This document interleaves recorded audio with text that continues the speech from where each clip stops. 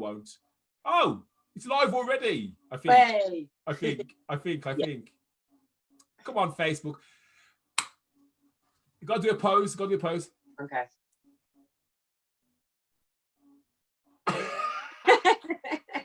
Boom. Right, I do think I am. Oh yes, we're live. Good morning, Love Sales, Hate Selling members. As you are aware, we have a business owner interview with the wonderful Erica Jarrett of Pregnancy Bump Box. Thank you all for joining us, guys. Really appreciate it. Erica's somebody that I met in Zoe Bennett's masterclass, and her vision and what she's looking to achieve going forward is amazing. And I thought it'd be great to get her on here so she could tell you what she's up to and see if there's anything that we can do to help her and if there's anything that she can do to help us. So Erica, thank you so much. I think we spoke about 6 weeks ago. Yeah. It's taken me this long. You're far too busy, man. It's all a bit of a blur. It's all amalgamated into one, hasn't it? This kind of lockdown period. Like one long day. I mean, you get to bed and it's like, hold on a second, I'm up again. What did I do yesterday? It's nuts. It's nuts. I mean, how are you feeling now that it's all kind of coming to an end? He says in inverted commas. Skeptical. Oh God! We'll get to that in a minute. Right. So Erica, as you know, I do the Facebook Live interview. I do 2 a week. Well, sometimes it's only 1 a week. And thanks for joining us today. But might as well get started. Erica, could you tell us all what you do for a business? Yeah, sure. Thanks for having me, by the way, and hello everyone.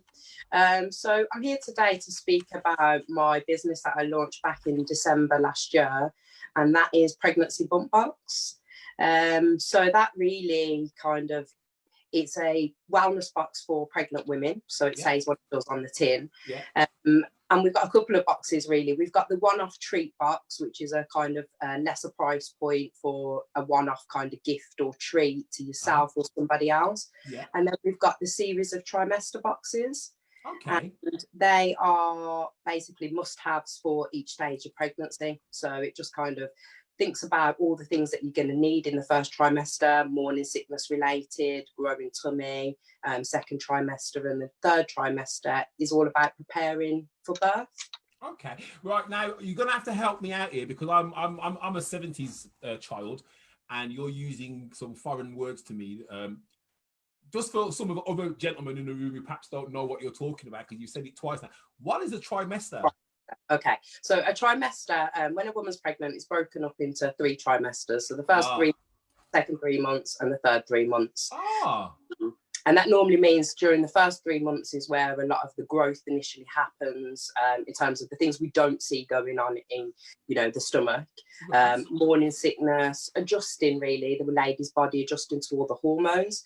And then second trimester will be very much where we kind of start to see that growth of the belly and kind of generally all round. So that would be about kind of soothing. And is that the part where the lady's still smiling and still happy?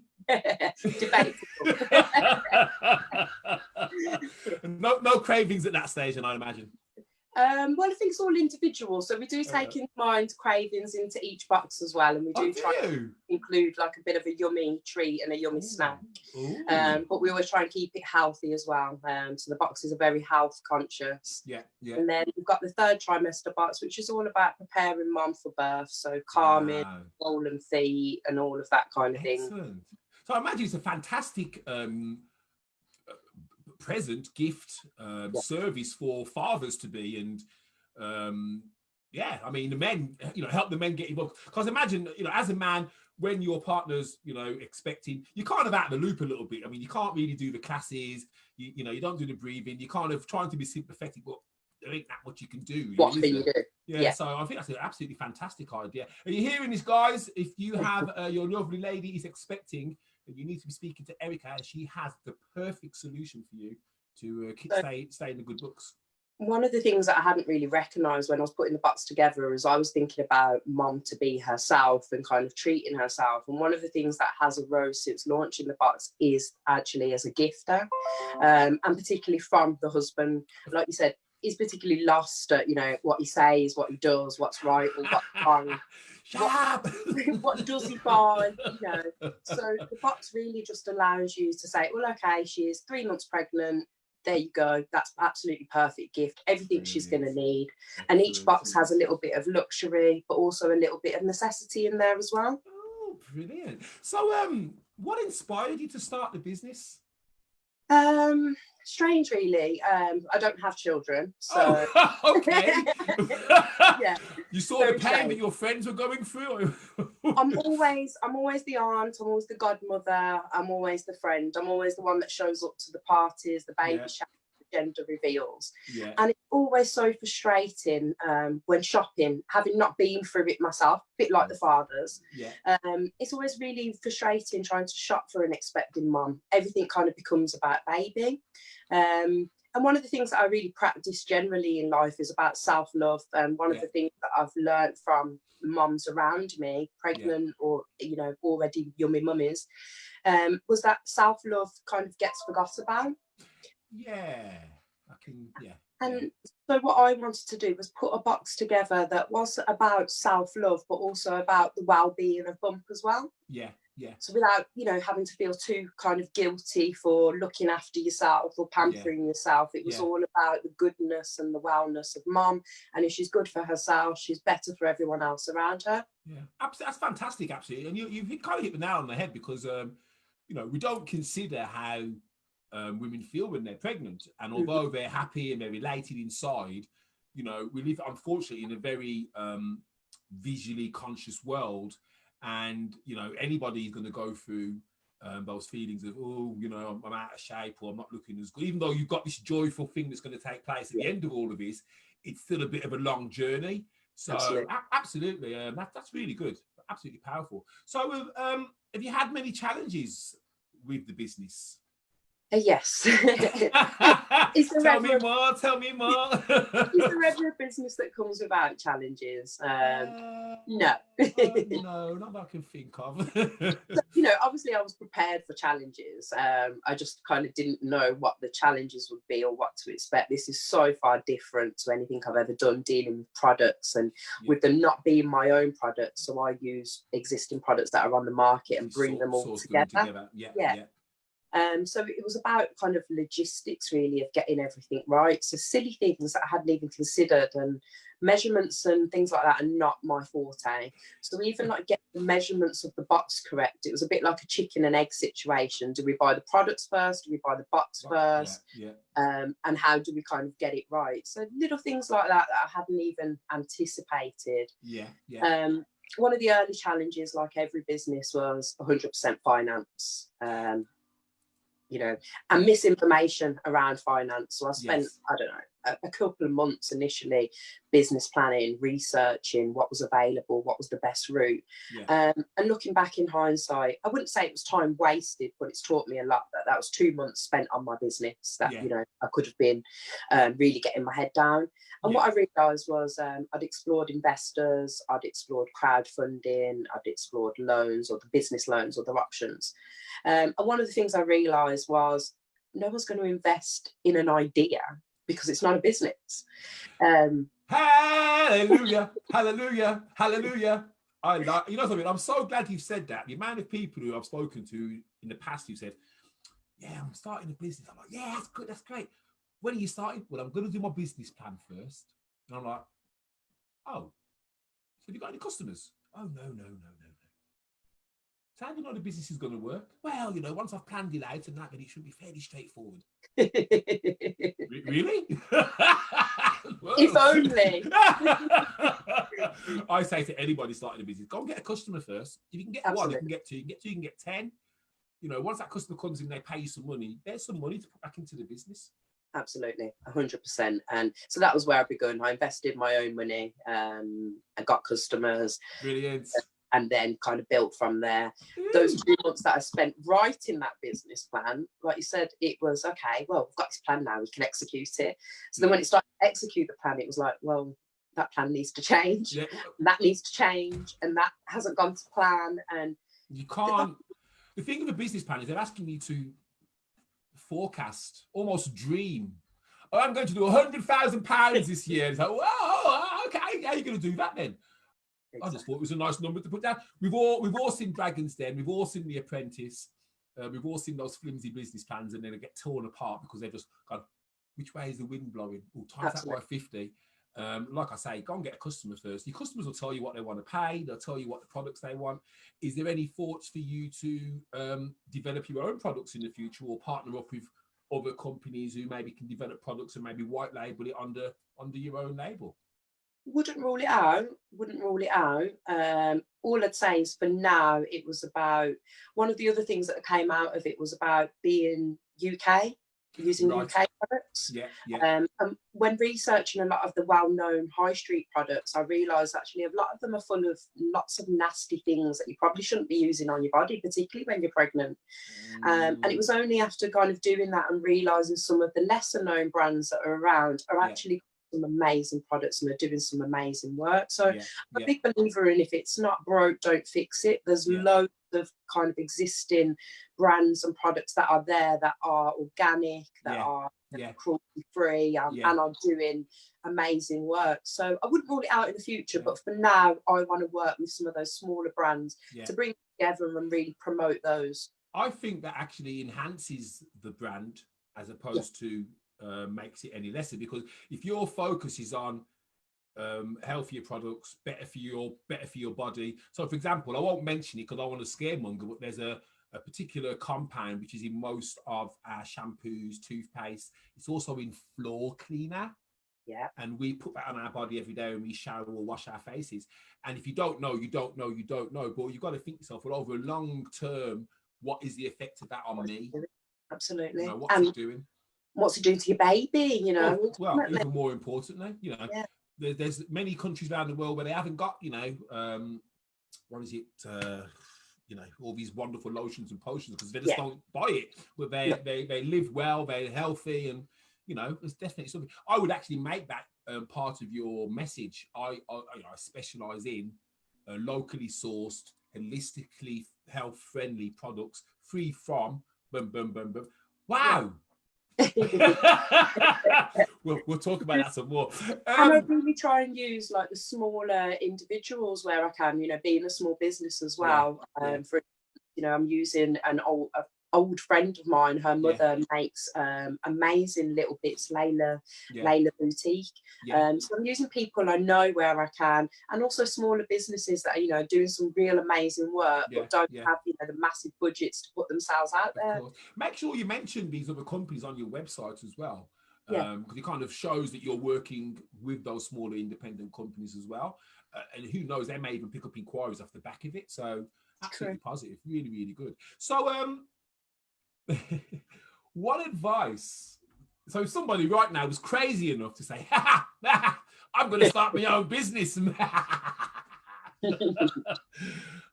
people just don't know, do they? What advice would you give somebody? We're coming out of COVID. What advice would you say people, you've got to follow this advice? What would you say? If you want to start a business, then there is no time like the present. We've all sat there and rationalised and put it off and justified. If it's something you're truly passionate about and something you really believe in and you want to do, then like you said, just get selling, get doing first of all. What I will say is I was a bit extreme and I kind of quit everything. I quit my job, I quit my life effectively. All or nothing. You're an all or nothing type of person, are you? I'm an all or nothing type of person. Okay, fair enough. Don't do that. Whatever you do, that's my advice. Don't pile the pressure on that much. What I'd say is start it as a side hustle, whatever it is you want to do. Keep your day job, keep your life as it is, and start it alongside what you're doing. Get those customers, get those sales, get those confidence, get those skill sets. And then as and when you have those tools, you've got a business and you can push forward. It's about getting a business, not I want to start a business. Anyone can start. It's sustaining that in the long term. So I suppose in essence what you're saying is set up your foundation before you tell your boss that you hate him and you no longer want to work for him anymore. Absolutely. Very wise, very wise. I know a few people who have walked that same path as you, and yeah, it ain't that easy for them. But No. hey, the thing is, if you've got your end goal in mind and that's what you're working towards, eventually you'll get there. But like you say, why put pressure on yourself throughout the process by not having any income at all? Make it easier for yourself. Yeah, absolutely. And in business, cash flow, what's that saying? Cash flow is king, or cash flow is queen. And you're nothing without cash flow. And obviously when starting a business, it takes a while to actually get in the position of having that. Yes. But anything you can do income wise, to have that income or those savings, that initial investment is really going to help, decide whether you're the one that is still around in 2 years' time. Absolutely. So is there anything that the group can help you with right now? Yeah, definitely. Tell me now, and write it all down. Always learning, always willing to learn. There's always people out there that can share thoughts and advice. So if I built my whole website myself up to now. Well done. And what platform did you use? I used Wix. Go girl! I'm impressed with what it is. Oh, it looks nice. I've had a look. You built it yourself, and I think it's not sometimes. Don't rely on other people to do things that you can maybe, even if you give it a go and you get something out there, at least you've got something out there. There's many people in your position who want a website but won't even try and build their own, but then they won't spend the money to have one built. So it's like, well, at least you've done it. You've got that presence out there. Well done. You've got to start somewhere, and it isn't the end website, it's the start website. Absolutely. So yeah, any advice or feedback, or if anyone wants to review that, or can point me in the right direction of SEO and marketing, it's just very much about getting the brand out there now and really building that name. I have got a SEO expert for Wix. Perfect. I use WordPress, and a lot of my clients use WordPress. And with WordPress, it gives you this it's like a little cheat, actually. It's a plugin. You put it in, and it helps you do all the SEO really easy. But then if you're building it on other platforms, you've then got to understand about H tags and header tags and things like that. But I will have a word with my contact. I'm going to make a note here. Someday. And in hindsight as well, it's like, my dad always taught me there's no shortcut to success, whether that be your education, your business, your life. You can't take the lift, you have to take the stairs. Yeah. And so by doing those things yourself is a real learning curve, because then when it does come to paying someone to do them, you know exactly what you're paying for. Hallelujah. Have you been reading my notes? You've been listening to me, haven't you? No, that is actually my mantra. I truly believe that every business owner, if they understand what's going into the marketing and everything else, it makes it so much easier then if they think, I'll get someone to do it, because you've got a set of parameters that you can measure against. Yes. Now, if right, my own efforts, I generated X, Y, and Z, this many leads, this many phone calls, I'm going to pay this company. That's the minimum I'm going to expect, because based on what I put in, that's what I've got out. So now I'm going to pay you. That's what I want back as a bare minimum. What happens with a lot of business owners, and I saw this when I worked at Yale, they didn't know.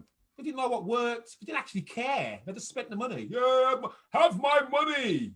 It's amazing, isn't it? It really is. It's only when you don't have the luxury of money as a startup that you kind of... Apparently, the average small business spends, I don't know where they got this figure from, £6,500 on marketing every year. Okay. And that includes stationery, pens with your name on, mugs, all those flowery things. $6,500. That's $6,500 before you've even made any profit. Wow. Yeah, it's probably best to know what's working, in my opinion. Return on investment every time, you've got to ensure you're getting it. But it's a learning curve. Absolutely. And And is there anything else that we can help you with in the group? Is there anything specifically right now that you're looking to kind of... Yeah, so if you know about any kind of smaller brands or anyone you can think of, or, something that would be a good match with the box, then open to hearing and open to working with other people. What I'd say there as well, if you've got ideas of products that you'd like to introduce, put out a post. Hey, I'm looking for suppliers of A, B, C, D, E, F, and G. Yeah. There's a lot of, there's not thousands in this group, but we've got a lot of connections, and it only takes one post for us to say, oh, I know someone who supplies that. I know someone who supplies that. So feel free, the group is yours, post it. What I would like you to do is on this video is put all, your links to your website, your Instagram, your Facebook, so people can go and have a look at what's going on, follow you, like you, and all the other wonderful things as well. And hopefully, it will help spread the word and get you in front of more people. Just before we go, I'm just going to, we've got a few comments here. Let me just say hello to some of these wonderful, fine people who've tuned in today. Hi, Trisha. Hope you're well, honey. Hi, Christy Stone. Hey, Glenn. Hope you're well, mate. Simon. Hey, Simon Toon. Very, very, very good app developer. So when you want an app, he's the man to speak to. He actually he speaks in ones and zeros. Okay. He got taught English afterwards, but hey, he's really good. Hey, Melissa Ann Rogers, hope you're well, Hearn. Christy Stone, this is such a brilliant gift idea for expecting mothers. Do you ship internationally? No, not yet. Just purely because the costs involved and some of the products don't yet have licensing. So we will get there. Christy, we're going to get there at the moment. You probably heard that, but she will get there. What I'd say is connect up with us, with Erica, and as soon as she's able to send things abroad, she'll let you know. There is a subscribe option on the website, so I keep people updated via email. So if they go and subscribe on there, then you will get the updates. I'm impressed. So you're doing now. I'll tell you what, the amount of anyway, that's good. Yes, my colleague Glenn said that there's a company you should speak to called Hippie Hair. They focus on purely eco-friendly recyclable products. Yeah. Actually one of our own actually training clients of mine as well. So I'm gonna make a note here. Hippie Hair. I shall have a word. I'll point you in their direction. Perfect. Thank you very much. No problem. Right then, guys, listen, we're going to shoot. Don't go anywhere, Erica. We're going to have 5 minutes. Thank you for joining us today. Erica's going to put all of her links and her likes and her follows and anywhere that you can find that. It's all going to go in the comments. So please go and, like her presence, go look at her website. Any feedback, if you've got anybody who you feel this is going to really benefit, then speak to her. And thanks for joining us. And we shall catch up with all of y'all later. Thanks, everyone. I look forward to meeting you more and speaking with everyone. Don't go anywhere, Erica. We're going to talk. Guys, have a wonderful day. And if you do want to catch hold of me, I'm going to be in the Blazing Zoom network meeting. Jodie Philpott, talking about teeth today, has asked me to do a talk. I've not even prepped it, so it's going to be like seat of pants. So please come along and laugh at me. See you all later, guys. Oops, wrong one.